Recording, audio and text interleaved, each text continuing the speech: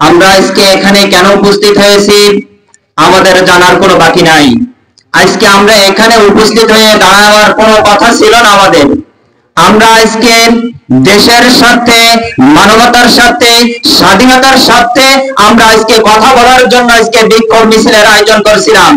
কিন্তু আমাদের এখানে বন্দী করে কি প্রমাণ করতে চাই? আজকে যারা ক্ষমতাসীন রয়েছে তারা কি বলতে চায়? তারা আসলে আমাদের দেশটাকে যারা আমরা স্বাধীন করেছিলাম, আমাদের স্বাধীনতা কি আমরা পেয়েছি? আমরা স্বাধীনতা পাই নাই। আজকে আমাদের কথা বলার স্বাধীনতা নাই, আজকে আমাদের বাক স্বাধীনতা নাই, সাম্য নাই, সামাজিক মর্যাদা নাই, কিছুই তো আমাদের নাই। তাহলে স্বাধীনতা করার কি দরকার ছিল? আজকে আমরা ডিজিটাল বাংলাদেশ দেখতে চাই, স্মার্ট বাংলাদেশ দেখতে চাই। এটা কি স্মার্ট বাংলাদেশের পরিচয়? একটা মানুষের বাক স্বাধীনতা নাই, তাহলে স্মার্ট বাংলাদেশ হয় কি করে? আজকে আমরা পশ্চিমা বিশ্বের কথা বলি, পশ্চিমা বিশ্বগুলো কি এটা রয়েছে? পশ্চিমা বিশ্বের সাথে আমরা তাল মিলিয়ে স্মার্ট বাংলাদেশ করতে চাই, তাহলে পশ্চিমা বিশ্বের সাথে কেন আমাদের কথা বলার অধিকার নাই? আজকে আমেরিকার দিকে আমরা তাকালে তারা রাষ্ট্রের যে কোনো দাবি নিয়ে যে কোনো জায়গায় তারা পার্লামেন্টের সামনে গিয়েও তারা স্লোগান দিতে পারে, তারা কথা বলার অধিকার আছে, আমাদের কেন নাই? তার মানেটা কি? আমরা স্বাধীনতা অর্জন করতে পারি নাই, আমাদেরকে আবার স্বাধীনতা অর্জন করতে হবে, আমাদেরকে আবার যুদ্ধ করতে হবে।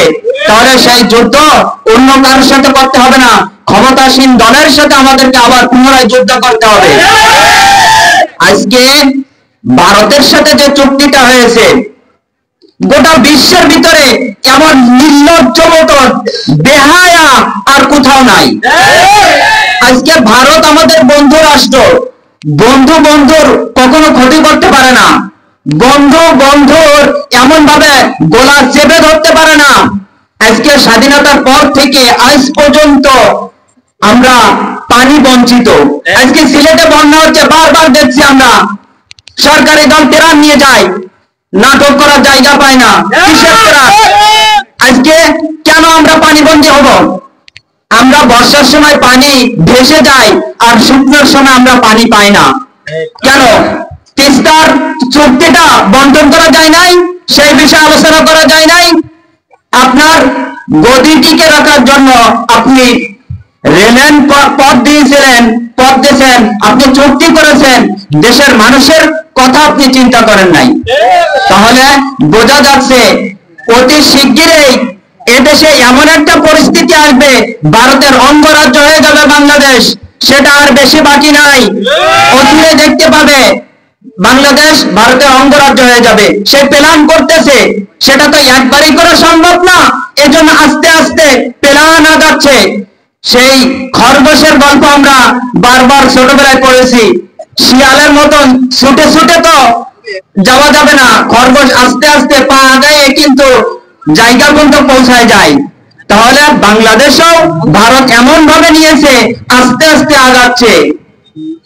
আজকে এজন্য দেশের যারাই আমরা কর্মধার রয়েছি, যারাই আমরা শিক্ষার্থী রয়েছি, যারাই আমরা প্রশাসনের দায়িত্বে রয়েছি, আমাদেরকে একটু চিন্তা করতে হবে। নো আমার চাকরি, পাকিস্তান সবাই আমরা বারবার কই, সে সময় কেউ তো চাকরির ভয় করে নাই। আজকে কেন আমরা চাকরির ভয়তে কথা বলতে পারি না? কেন আমরা জেল জুলুমের ভয়তে কথা বলতে পারি না? তাহলে বোঝা যাচ্ছে এই চুপ করে থাকা মানেই সত্য, আর চুপ থাকা মানে সম্মতির লক্ষণ। আমরাও চাই। এজন্য সবাইকে বলবো, দেশের স্বার্থে আমার নো চাকরি, নো প্রতিষ্ঠান, কিছু নাই, দেশের স্বার্থে আমরা সবাই এক।